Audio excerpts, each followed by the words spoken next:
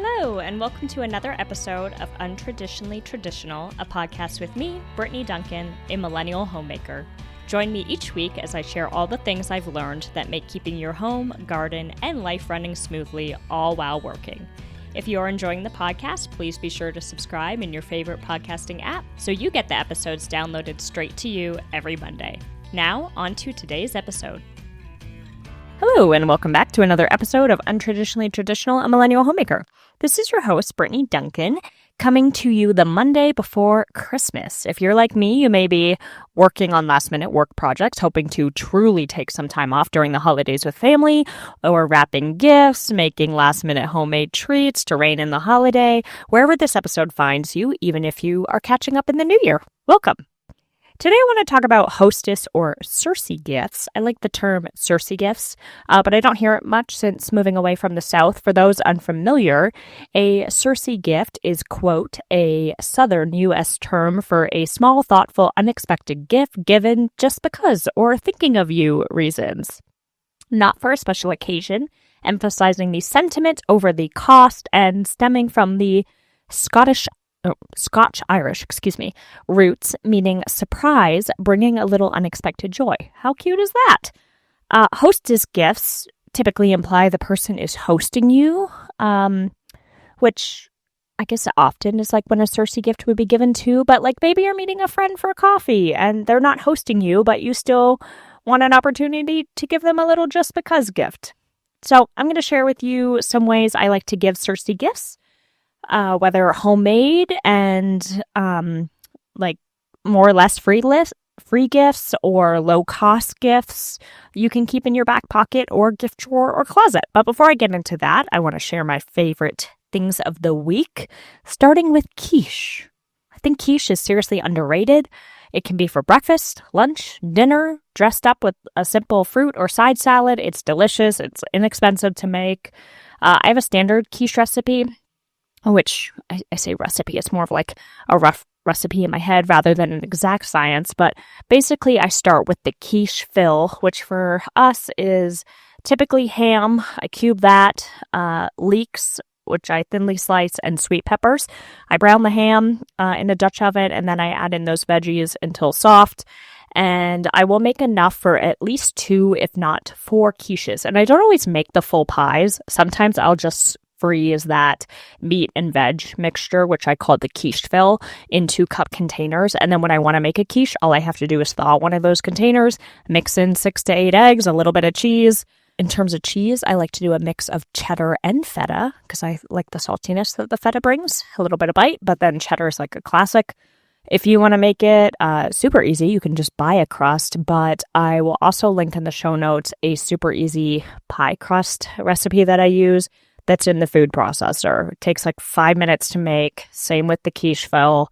Sometimes I even make the extra pie crust and I'll just freeze the dough balls in the freezer. And then same thing, if I know I want to make a quiche or a pie, I'll thaw that dough, roll it out as you normally would, a pie crust, and then voila, you're ready to go. So also fully made quiches freeze really well and are great to have on hand as well. So that's my first favorite thing is quiche because I just made one for breakfast on Sunday, and it was delish, and I forgot how much I love quiche.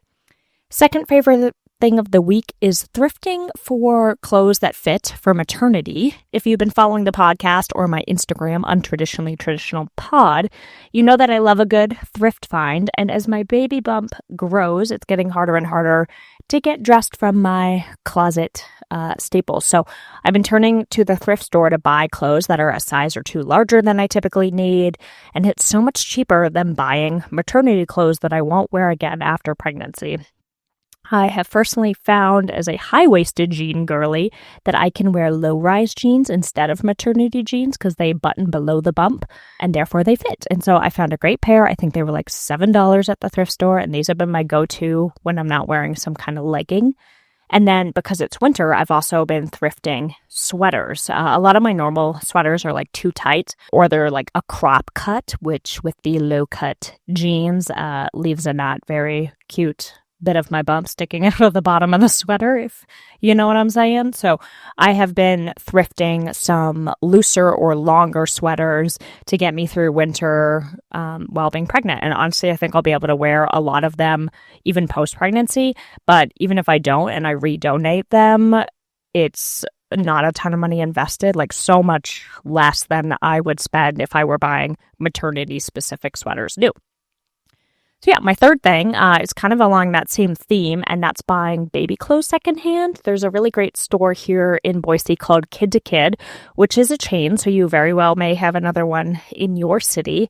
There's another one I've heard people talk about called Kids Again. I haven't been to that one yet, but I've been to Kid twice, and I have walked out with numerous onesies and cute little outfits for such cheap prices. I'd say I'm averaging about $2 to $2.50 per outfit with brands like Baby Gap, Oshkosh, and Carter's. So for how quickly I know our little man is going to grow, this feels much more reasonable than buying new clothes for the same price that I might spend on an outfit for me for something that's probably only going to fit him for a few months.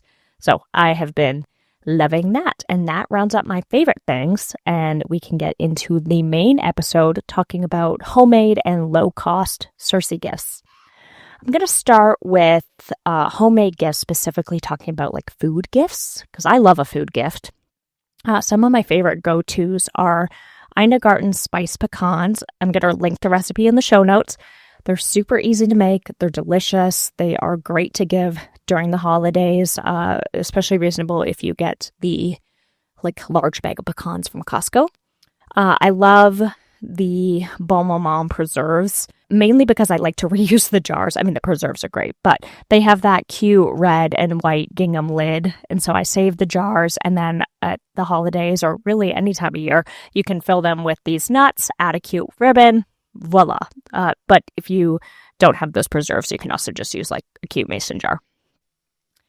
Unmade cookies are a nice option as well. If you follow me on Instagram, I just put up a reel about doing this. But basically what you can do is you make an extra batch of the dough and then roll it into a log, wrap it in saran and then parchment, add a bow to each end, write some instructions about, what it is and how to bake it.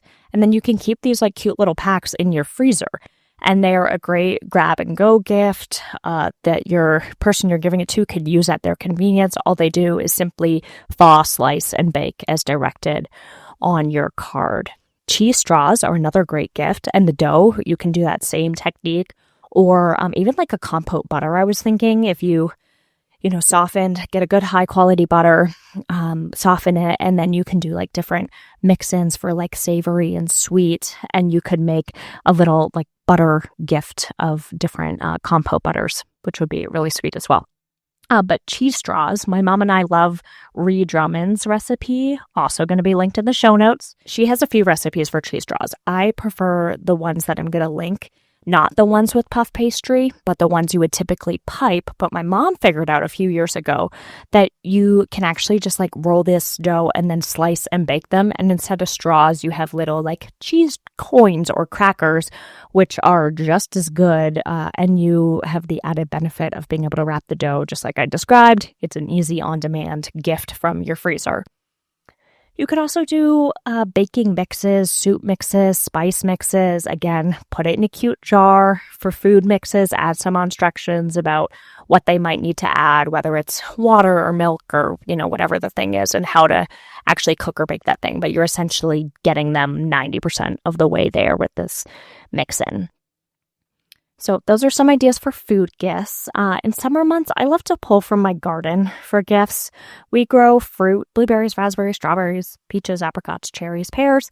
Some of our trees are new and they don't produce as much, but others, the ones that do produce heavily, I love to give away some of the produce. There's nothing like being able to give someone something that you grew and cared for to someone that you care for. It's just like a really nice gift. Even something as mundane as kale, rinsed, tied together in a cute bundle with twine is lovely. So think about what you grow, whether it's fruit, vegetables, herbs, flowers. I grow a lot of tulips in the spring, zinnias and sunflowers in the summer. We'll be able to harvest our peonies this year. I'm so excited. And I love that. It's really nice to be able to just bring a little bouquet to anyone that I meet in season when I need a quick Surcee. So growing some cut flowers is a really nice way to do that. But also think, outside the box in terms of what vegetables you grow. On the homemade front, things that can be low cost, I like to make blank card packs. So what I'll do, I'll buy these blank cards and envelopes in bulk from Amazon, and then I have a number of IOD, which stands for Iron Orchid Design stamps. I really love these stamps. You can find them at different stores, but Iron Orchid Designs has a site where you can find a distributor near you. So I've gotten different packs of these stamps over the years, and I will make cards with them. And most have a single stamp on the front of the card, whether it's a pretty bird or flower or script. And then I will bundle 6 cards together with envelopes in some, twine or ribbon. And it's an easy gift to have on hand, right? Like everybody can use blank stationery. It also encourages the art of letter writing, which I'm passionate about. I'll link an old episode in the show notes that I did titled, "When Did We Stop Sending Thank You Cards?" where I kind of get into that. But I like to make these little card designs. If you like to paint, you can get watercolor card packs, kind of same thing. You can make beautiful designs on them with your own artistry and then gift those. Candles are another really great homemade gift. Not free, but can be low cost. And can be as involved as you like. There's companies that sell candle making kits. My mom gave Johnson and I a kit from a company called Siblings, which is non-toxic in terms of what the actual wax is made out of, and has really great sets. But essentially what you do with that is you heat up the wax mixture, you place the wick in a vessel of your choice, and then you pour in the wax, let it cool, trim the wick, and voila, you've got candles. But you can also make your own wax base and then add essential oils of your choice, buying the wicks in bulk. So that's probably going to be your most economical way rather than a pre-scented kit.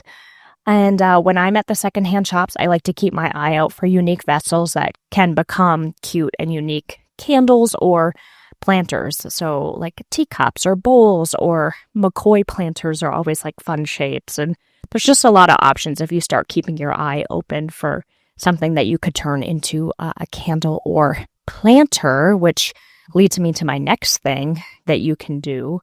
Actually, before I get into that, back to candles.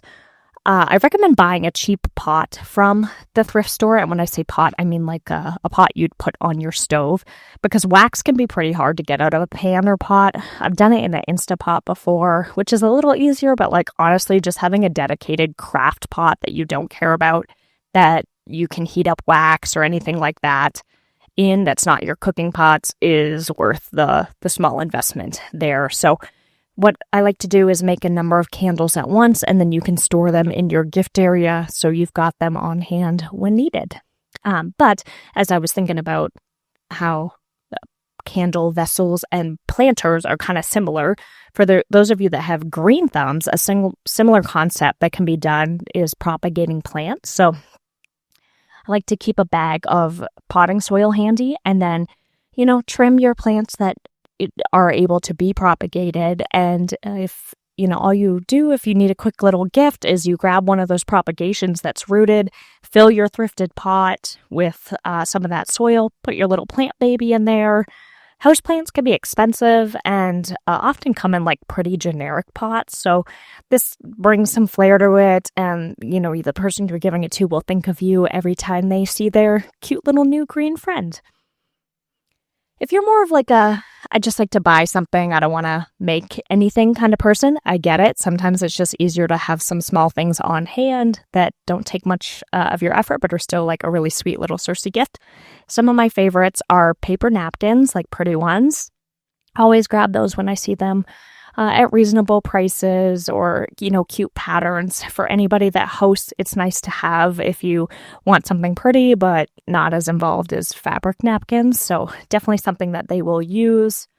Another thing I love is Maladon sea salt, and they make cute little small 8.5-ounce boxes. They are colorful, they're patterned, and the sea salt is pure bliss. Personally, I loved the smoked sea salt, which I buy in bulk, but I've also given those little small boxes as gifts. The original Maladon sea salt is in this really pretty green box, and it's like the prettiest flaky sea salt for sprinkling on top of cookies or any, culinary dish. So for anyone that likes a little culinary luxury, that's a great one. When I'm thrifting, I always keep my eye open for new tea towels or napkin sets, like brand new. You'd be surprised how often you come across them once you start looking. And, a tea towel and a little pack of salt or a bottle of wine is an adorable thank you. You just keep these things on hand. I've mentioned a gift drawer or closet. We have a drawer that I like to keep gifts in to pull from. When I see something at the thrift store, I grab it. I store it away for another day. When I'm feeling crafty, I'll make some card packs or candles. Again, these go into the drawer. And if I'm needing a little Surcee, a little Hostess gift, I'll open up my drawer, see what I've got, and put together something, and it's pretty effortless for me. The art of giving sometimes is to set yourself up before you actually need the gift. It makes giving more economical and, again, easy. We're more likely to do a little just because gift if we already have them in our back pocket. It was fun for us to make, or, we saw this and thought, oh, somebody will enjoy that. That's cute. And you just have them on hand. I hope this has been helpful, gets you thinking about what kind of things you might be able to build out in a gift drawer or closet, and let's all bring back the art of the Hostess or Surcee gift. I love the term Surcee to make it out of the South because I think it's a really great, kind of term and concept. Before I leave y'all, I'm thinking about doing an episode answering questions from you, the listener.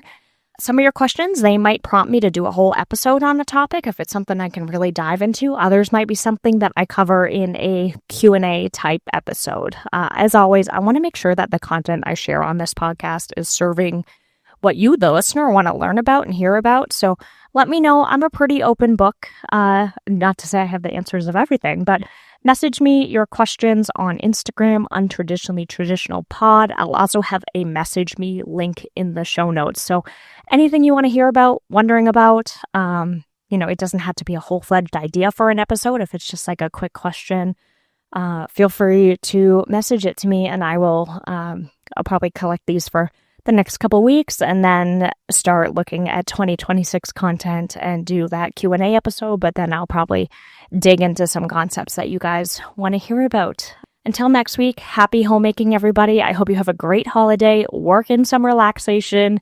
You deserve it. All right, bye for now. Thank you for listening to this episode of Untraditionally Traditional. If you enjoyed the podcast, please share it with those special people who would love it too, and write a review.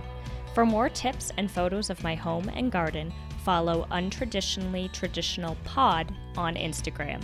Until next week, let's continue to make our homes places of joy and service to ourselves and those we share them with.